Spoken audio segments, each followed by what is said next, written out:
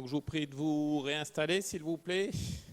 Et donc au lieu de 2 invités, on a 3 invités cet après-midi. On gagne. On gagne au change. Patrick. Et alors, quel invité surprise finalement, hein, hors programme. Alors, bienvenue à cette dernière partie, donc les risques psychosociaux et le travail avec, pour exemple, dont on a déjà parlé, les plateformes de livreurs. Donc, merci à vous 3. Je vais vous laisser vous présenter en premier lieu. Bonjour à tout le monde. Donc, on va continuer un petit peu la discussion qui a été largement entamée par Martin tout à l'heure, parce que je crois qu'il a tout dit sur les livreurs. Mais il y a encore des choses à dire, donc c'est formidable. Donc moi, juste, je me présente en un mot.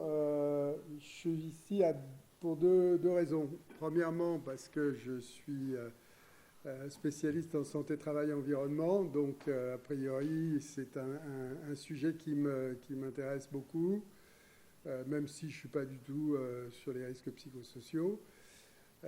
Mais par contre, je m'intéresse beaucoup aux organisations et en particulier aux organisations qui sont susceptibles d'aider les dispositifs qui sont actuellement défaillants, et en particulier dans le cas des livreurs. Alors, je pense entre autres à la sécurité sociale et je pense entre autres aux dispositifs de santé qui existent dans le champ santé-travail. Et la deuxième raison pour laquelle je suis là, c'est que je travaille à l'ANSES. Et l'ANSES a un programme actuellement sur précarité et travail. Et l'ANSES vient de faire un rapport sur les livreurs. Donc voilà, pour toutes ces raisons, je suis ici. Et enfin, la dernière raison, c'est que ça fait un petit moment on partage ensemble avec Médecins du Monde, avec la Maison des livreurs, un certain nombre d'idées sur comment essayer d'aider le dispositif à être plus opérationnel et plus efficace pour aider les personnes qui sont dans des situations, comme on l'a vu, très très difficiles. Alors, juste en introduction, j'ai quelques diapos là que j'ai rassemblés pour essayer de retrouver un petit peu les éléments qui me semblaient importants. Alors d'abord, c'est le désert. Sur le plan de la littérature scientifique, alors autant sur le plan des données cliniques, des données descriptives, il y a beaucoup d'informations, et il suffit d'aller au cinéma d'ailleurs, et vous avez tous vu le film peut-être sur l'histoire de Suleiman. Donc ça, il y a plein d'histoires comme ça.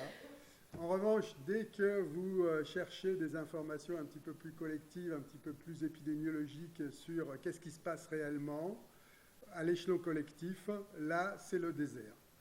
Et je dois dire que c'était quand même assez étonnant, et c'est le même constat qu'on a fait à l'ANSES dans le rapport sur les livreurs. Donc pas de données très peu de données socio-économiques, en tous les cas pas de bonne qualité. Et les raisons, on les connaît, hein, c'est que c'est des populations qui ont du mal à répondre aux questions pour toutes les raisons que Martin avait évoquées tout à l'heure. Et en termes de santé, il y a encore moins de données, c'est-à-dire que là encore, on a des histoires, des cas cliniques qui remontent des associations, qui remontent des consultations, etc., mais aucune vision globale de la santé de cette population qui est quand même très particulière. Donc ça, c'est vraiment le premier constat. Alors, j'ai quand même trouvé quelques petits éléments. Là, un rapport qui a été fait en 2022 et qui situe à peu près la dimension du problème. Hein, plus de 200 000 personnes qui travaillent au niveau des plateformes. Et pas que les livreurs en 2 roues, mais il y a aussi les chauffeurs VTC en France, avec surtout un profil évolutif très très important depuis vous voyez les chiffres depuis les années 2019. Et là, on voit qu'on a multiplié par 7, par exemple, entre 5 et 7, le nombre de livreurs qui sont sur le territoire. Et là encore, c'est une estimation parce qu'il n'y a pas de données fiables là-dedans. L'autre donnée que j'ai retrouvée, c'était une étude là, qui a été faite dans le cadre d'une thèse sur la région parisienne et qui montrait aussi un peu le profil là, sur une population de 500 livreurs qui avaient bien voulu répondre, alors donc avec tous les biais que vous imaginez, où on retrouve ce qu'on a dit tout à l'heure, hein, c'est-à-dire bon, 99% d'hommes, 28, l'âge moyen 28 ans, un peu de tout, des étudiants, des gens qui ont une autre activité par ailleurs. Ils n'ont pas tous le statut auto-entrepreneur, et ça on pourra en rediscuter après parce que ça peut avoir des conséquences importantes sur la prise en charge. Bon, il y en a en vélo, il y en a en deux roues motorisées, et surtout, ils travaillent beaucoup, donc 6 jours sur 7, plus de 8 heures par jour, avec de nombreuses courses et pas mal de kilomètres faits dans des conditions difficiles. Et enfin, un travail qui ne dure pas très longtemps, puisqu'il y a moins de 20% de gens qui sont là depuis 2 ans. Donc il y a un turnover assez phénoménal. Et du coup, ça nous gêne, nous, dans nos observations, évidemment, pour avoir des données fiables. Voilà. Et enfin, bon, 80% gagnent moins de 1500 € par mois, quelle que soit la façon dont ils se battent pour pouvoir travailler. Alors, il y a un autre organisme dont je crois que Jonathan vous parlera, qui est l'Autorité des relations sociales des plateformes d'emploi, qui est un organisme qui a été fondé il n'y a pas longtemps, en 2021, et qui a pour tutelle le ministère du Travail et le ministère des Transports, et qui est censé un peu faire le lien entre les acteurs de terrain, c'est-à-dire les livreurs, et puis les acteurs des plateformes, qui sont là aussi des invisibles notoires. Et donc là, peut-être que ça, vous pourrez en parler, parce que je trouve que c'est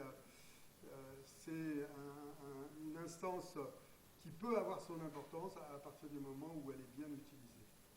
Alors, bon, ils font des rapports dans cette institution, l'ARPE, et par exemple ici, malheureusement, ce qu'on voit, c'est juste une extraction sur les ressources financières, et on voit malheureusement que les ressources financières, enfin ce que gagnent les livreurs, sont plutôt en diminution régulièrement dans ces dernières années.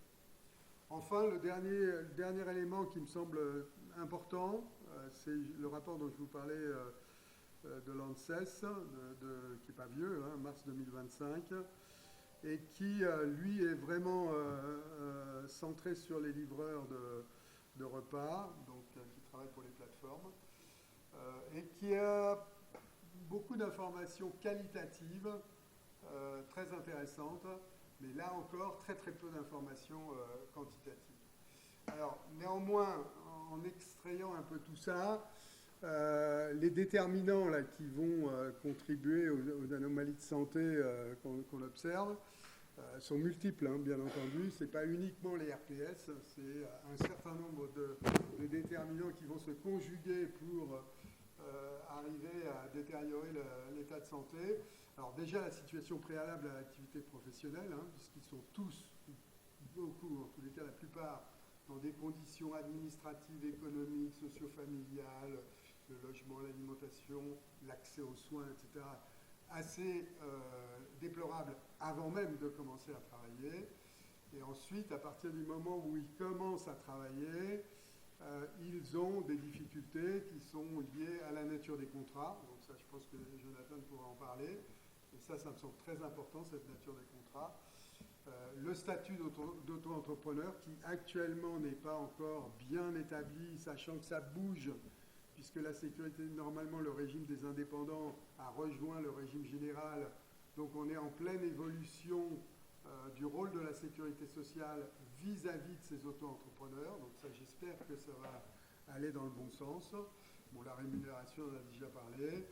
Et puis au niveau de la protection sociale, je vous rappelle qu'ils n'ont pas droit à l'assurance maladie, à l'assurance ATMP, accident du travail, maladie professionnelle, sauf s'il y a une adhésion volontaire mais qui coûte cher. Ils n'ont pas le droit aux services de prévention de santé au travail, les services de médecine du travail, sauf s'ils adhèrent volontairement, mais ça coûte cher. Et donc, du fait de ce côté-là, ils sont dans un sous-encadrement à la fois social et médical qui est très préjudiciable. Et puis, on va retrouver donc tous les déterminants classiques, hein, les agents chimiques, je ne fais pas de dessin, la pollution atmosphérique, les UV, les conditions climatiques, la charge physique, gestes et postures. On a parlé des conséquences du travail sur des vélos à longueur de journée, des agents biologiques qui sont aussi qui remontent des consultations, et puis bien entendu les facteurs de risque traumatique avec tous les accidents de la voie publique. Et en plus de tout ça, les RPS. Alors, bon, je ne vais pas revenir sur les RPS parce que vous en avez déjà parlé, je pense, beaucoup. Là, ici, je rappelle simplement les critères du rapport Golac auquel j'avais participé à l'époque en 2011. Et donc, on avait défini un certain nombre de familles de critères. Et quand on regarde un petit peu les livreurs, finalement, les livreurs cochent les cases dans toutes les catégories de risques psychosociaux qui avaient été élaborés par le rapport Golac. Alors, plus ou moins en fonction des catégories, mais plutôt plus que moins. Et cet ensemble, à la fois de l'état pré-travail, des conditions de travail, de l'organisation des RPS, etc., va aboutir à, de façon complexe, hein, puisque les facteurs, les uns vont interagir sur les autres, mais vont aboutir à des détériorations évidemment de l'état de santé, alors que ce soit la santé physique et physiologique, ou que ce soit la santé psychologique et comportementale. Donc là-dessus, malheureusement, je répète, individuellement, on a des rapports de cas cliniques, en veux-tu, en voilà, mais on n'a absolument pas d'études globales, enfin en tous les cas moi j'en ai pas trouvé, sur justement qui fait quoi dans ces problèmes de santé, et en particulier le rôle des facteurs psychosociaux par rapport aux autres facteurs. Alors, dernier élément, et ça je crois que c'est très intéressant, l'ANSES a fait des recommandations qui me semblent assez importantes, dans 3 domaines.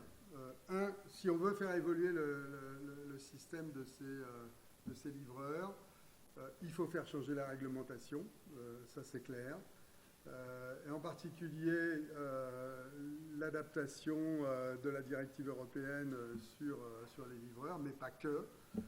Il y a aussi des réglementations sur le droit social et en particulier donc sur l'accès des CARSAT à cette population de travailleurs, et puis un certain nombre d'autres éléments réglementaires. Donc ça, c'est vraiment du domaine du Parlement, du domaine du règlement ou du domaine du règlement au niveau des ministères.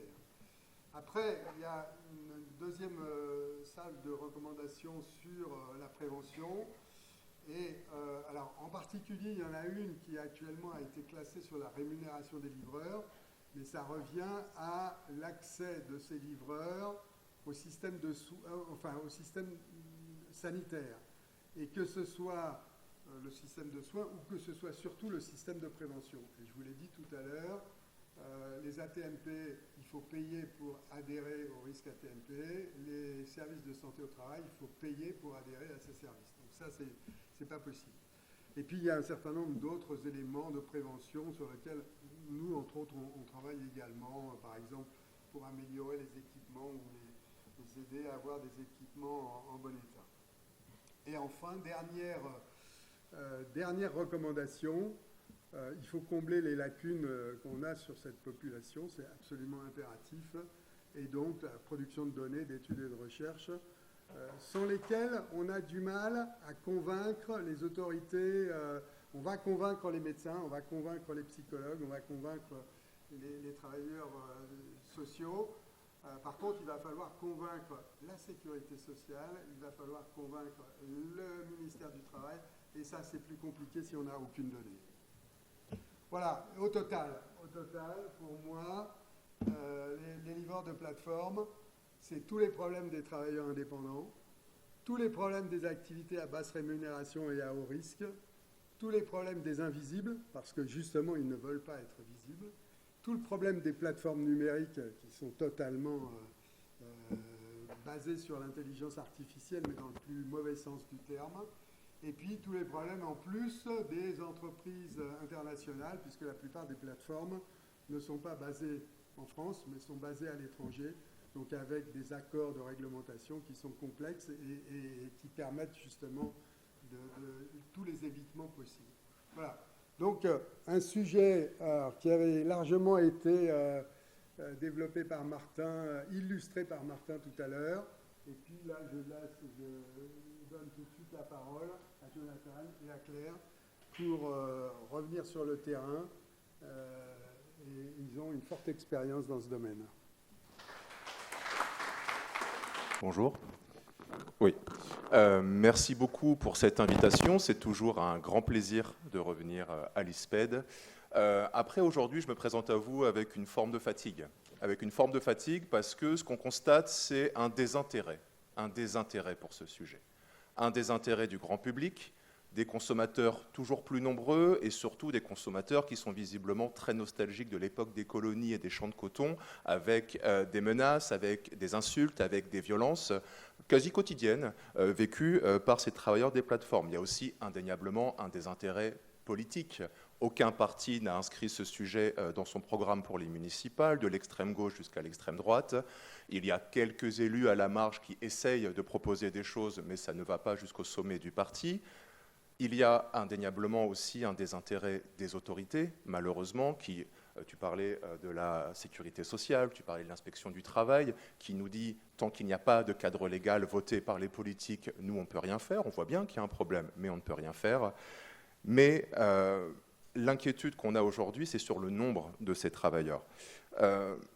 Il y a un chiffre qui a été avancé de 230 000, il me semble, VTC, sauf que je connais bien Hugo Botton qui a mené cette étude, c'est des chiffres qui datent de 2022-2023.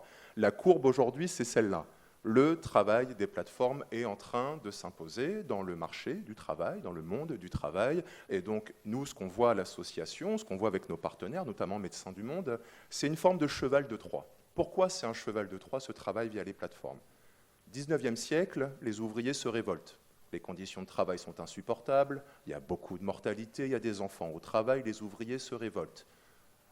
On vote, on fait des lois, code du travail, obligation employeur, obligation de protection, obligation de prévention, obligation d'information, les CHSCT, les syndicats qui ont suivi, et ça a permis de créer le statut salarié, de créer des contrats, de créer des protections pour ces travailleurs.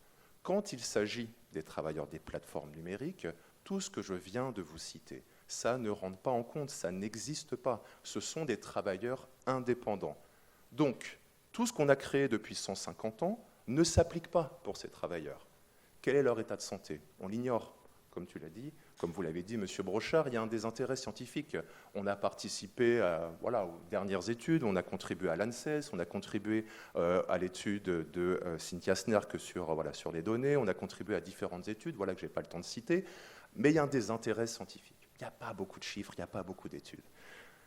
Mais le problème aujourd'hui, c'est qu'on a un gouvernement pour qui ce statut est bien pratique.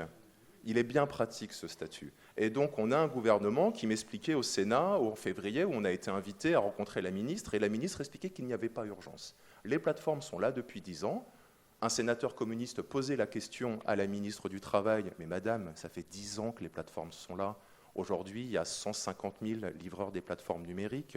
Il y a 600 000 travailleurs des plateformes, tous secteurs confondus, en sachant que c'est des chiffres de la DARES qui datent de 2023. Les projections sont plus à 1 million de travailleurs des plateformes aujourd'hui en France. À un niveau européen, on parle de 40 millions de travailleurs des plateformes à l'horizon de la fin 2025. Et la ministre, le gouvernement nous explique qu'il n'y a pas urgence. Mais arrêtez avec vos histoires là. On va prendre le temps de réfléchir, on va prendre le temps de discuter, et on verra ce qu'on fera plus tard à l'horizon 2026, 2027, 2028. On va faire une étude pour réfléchir, blablabla, blablabla, blablabla. Nous, ce qu'on voit au quotidien, c'est une situation qui est catastrophique. 74% des personnes qu'on accompagne à la maison des livreurs sont sans logement stable. 74%. Plus de 60% ne sont pas accompagnés dans leur démarche sociale. Plus de 75% ne sont pas accompagnés vers l'emploi. Ce sont des invisibles, on ignore tout de leur état de santé, on a une clientèle qui est de plus en plus violente envers elle, et donc évidemment qu'aujourd'hui, nous, Maison des livreurs, on a besoin du soutien des scientifiques, on a besoin du soutien des soignants, et on a un partenariat aujourd'hui avec le CHU de Bordeaux, le MSP, on a un partenariat avec la MDPS du département, Maison de promotion de la santé, et évidemment avec Médecins du Monde. Médecins du Monde fait venir des kinés, des médiateurs en santé. Merci beaucoup, Martin, pour ton intervention. Et notre petit lieu, on essaye de produire de la donnée, de produire des études et d'alerter, et d'alerter, et d'alerter. Mais force de constater qu'aujourd'hui, il y a un désintérêt. Je ne sais pas si vous avez des proches des collectivités. Aujourd'hui, on est un peu lâché par tout le monde. On va voir les collectivités, elles nous disent « Ouais, votre sujet, on ne comprend pas vraiment ce que vous nous expliquez. Ouais, non, on ne va pas vous soutenir. » Donc aujourd'hui, c'est une forme de chant du cygne, c'est-à-dire qu'on est en juin 2025, la Maison des livreurs, on ne sait pas si on va pouvoir continuer à exister en 2026. On essaye de convaincre les collectivités, on essaye de convaincre un peu tout le monde de l'intérêt de ce qu'on fait, mais on est bien seul. Donc voilà, aujourd'hui, c'est vraiment un cri d'alerte. Il y a 1 million de travailleurs des plateformes numériques, et je conclus par ça, il n'y a pas de cadre légal. Les plateformes ont toute la liberté de faire ce qu'elles veulent. Je finirai par le contrat de prestation qui est signé entre un travailleur des plateformes et la plateforme Deliveroo. Deliveroo a inclus un article, ce contrat de prestation peut être rompu à tout moment et pour n'importe quel motif. Voilà. On en est à ce niveau de violence, ça fait 10 ans que c'est le cas. Le gouvernement trouve qu'il n'y a pas d'urgence, les politiques trouvent qu'il n'y a pas d'urgence. Nous considérons qu'il y a vraiment urgence. Voilà. Merci beaucoup.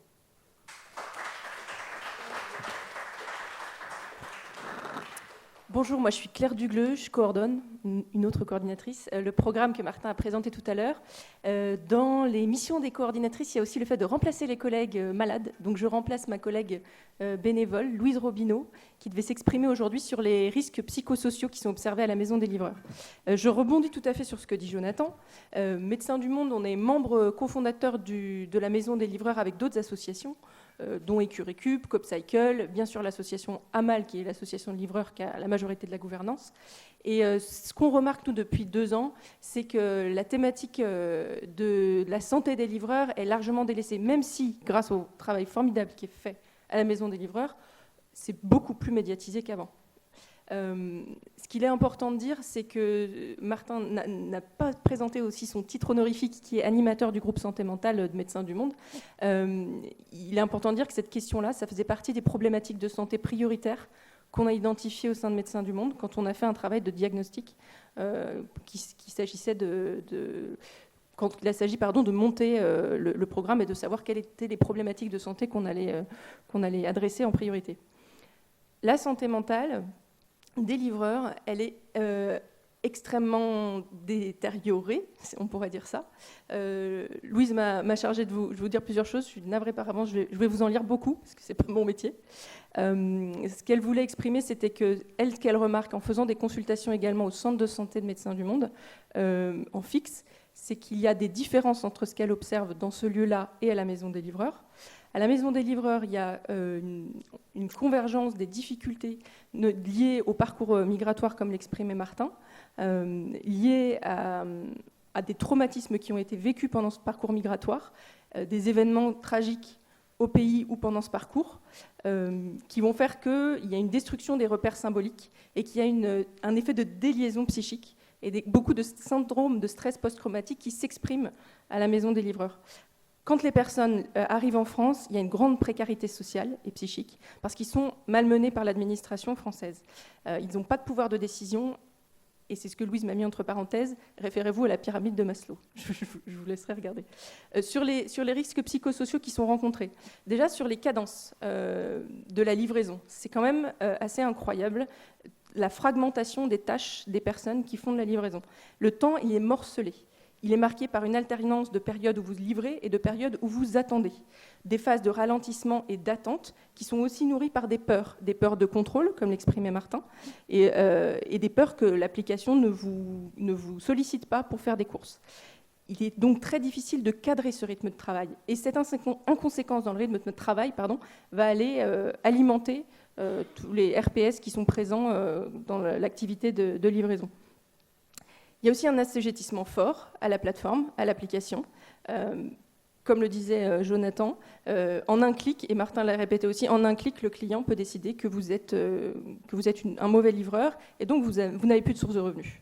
Vous êtes licencié en fait. Et vous ne savez pas pourquoi. C'est du jour au lendemain. Vous devez trouver une nouvelle manière de vivre, on va dire, de subvenir à vos besoins. Donc c'est extrêmement violent. Et il y a des techniques aussi, à travers ce travail, des techniques de gamification, comme le disait Louise. Donc c'est une récompense en cas de difficulté au travail, qui en fait inscrivent les livreurs dans une dépendance vis-à-vis de l'application, ce qui fait qu'ils vont prendre des risques énormes pour pouvoir satisfaire les besoins de la plateforme, parce que ce ne sont pas les leurs, ce sont les besoins de la plateforme. Il y a aussi une absence de collectif, ça c'est évident, ce sont des travailleurs indépendants, comme ça a été dit, donc il n'y a pas de collectif inhérent à ce travail-là. Il y a des risques d'épuisement qui sont majorés par le fait que les personnes sont exilées, vivent souvent à la rue, ont souvent des difficultés administratives, donc toutes ces souffrances se potentialisent. Ce qui a été noté à la Maison des livreurs, que Martin a évoqué, c'est qu'il y a le fait de revivre l'assujettissement dont les personnes ont été victimes tout au long de leur vie, d'autant plus en arrivant ici en tant que livreur. Voilà. Il y a une insécurité qui est susceptible de réactiver les traumatismes précédents. Il y a une hypervigilance, une dissociation, il y a des moments d'absence qui se traduisent par ce que les livreurs nous disent des modes pilotes automatiques, où en fait ils sont en train de livrer, mais ils ne sont pas vraiment présents, et ça va aussi générer une augmentation des risques d'accidents sur la voie publique. Ça et le fait qu'ils partagent l'espace public avec plein d'autres usagers et usagères, évidemment. Il y a un épuisement qui est sévère, comme on le disait, c'est 10 à 14 heures par jour. Donc physiquement, psychiquement, c'est compliqué. Les livreurs, ils parlent beaucoup de cauchemars, de troubles du sommeil, qui sont liés à leur vécu ou à leur insécurité, dans laquelle ils se trouvent au quotidien en France. Parce que comme le disait Martin, et l'a rappelé Joe aussi, il y a des rafles en fait en ce moment. Donc vivre cette insécurité permanente, c'est un facteur extrêmement épuisant psychiquement. Il y a aussi le fait que il y a aussi le fait qu'il y a quand vous n'êtes pas sur le vélo, c'est une possibilité pour vous de vous faire contrôler. Donc il y a une incitation à rester sur votre vélo sans arrêt. Quand vous prenez une pause, vous êtes susceptible de vous faire contrôler. Quand vous êtes sur votre vélo avec votre sac, c'est moins le cas. Ça peut quand même arriver, hein, mais c'est quand même beaucoup moins le cas. Hop, ça je vous l'ai dit. Donc il y a un sentiment des livreurs qui est un sentiment de profonde injustice face à l'organisation de la plateforme et au fait qu'ils ne sont jamais valorisés, ne sont jamais récompensés. Lorsqu'ils acceptent les courses la nuit, ils se déplacent sous la pluie, ils se déplacent sous forte chaleur, ils acceptent 30 centimes la course, il n'y a aucune valorisation de ce qui est fait. Et pour autant, ils continuent de le faire parce qu'ils n'ont pas la possibilité d'avoir d'autres sources de revenus. Alors voilà, comme le disaient les collègues tout à l'heure, le tableau est un peu noir, mais le seul espoir qu'on a, et c'est pour ça qu'on est un petit peu en colère avec Jonathan de ne pas avoir l'attention des services publics, on va dire des autorités publiques plutôt que les services. Plus que ça, c'est que ce qui fonctionne en termes de soutien psychosocial, c'est le collectif. Et c'est ce que la collègue tenait à vous faire passer comme message aussi. Ce collectif-là, il est extrêmement puissant. Il est très puissant à la Maison des livreurs. Et elle voit, elle, la différence entre ces consultations, comme je vous le disais en préambule, à la Maison des livreurs et au centre de santé, où les gens sont isolés, n'ont pas ce lieu collectif-là. Ce collectif, il permet de faire émerger des sentiments de solidarité entre des personnes qui sont mises en compétition sans arrêt. Donc c'est aussi très fort. Ça permet de développer la capacité d'agir, de se remettre en confiance avec les individus qui sont autour de nous. Et c'est beaucoup plus important quand il y a eu un élan vital qui a été mis à mal, quand il y a un effondrement qui est très proche, et quand les personnes peuvent souffrir de psychotrauma. Le récit collectif, il vient unifier là où le sujet a vécu de la déliaison psychique. Voilà. Et donc la fonction du groupe, je trouvais que cette phrase était sympa, c'est de restaurer le travail d'élaboration narrative pour intégrer les traumatismes vécus, et ça c'est une fonction contenante et restaurative. Et donc cette approche communautaire-là, elle permet aux personnes de s'inscrire dans un récit collectif qui permet de mettre du sens et qui permet de réintégrer le monde des symboliques des humains, comme le dit Louise. Et c'est ce qu'on voulait vous préciser, parce que pour nous c'est important, et on le voit dans plein d'autres espaces. Cette idée de faire société ensemble, ça fait du bien aux livreurs, mais je ne pense pas qu'aux livreurs, à énormément de personnes qui sont en situation de précarité et qu'on a mis en situation de précarité. Et si on peut témoigner de quelque chose aujourd'hui, nous, Médecins du Monde, dans les activités que l'on fait, c'est bien de ça. Ces lieux-là, ils sont précieux. On voit qu'on a des difficultés, par exemple, à faire émerger la thématique de la santé mentale dans le Médoc, parce qu'on n'a pas ces lieux collectifs-là. Donc ce qu'on souhaite, c'est que ça perdure, que ça fasse des petits, qu'il y ait plein de maisons des livreurs partout, et puis que les plateformes prennent leurs responsabilités. Merci beaucoup.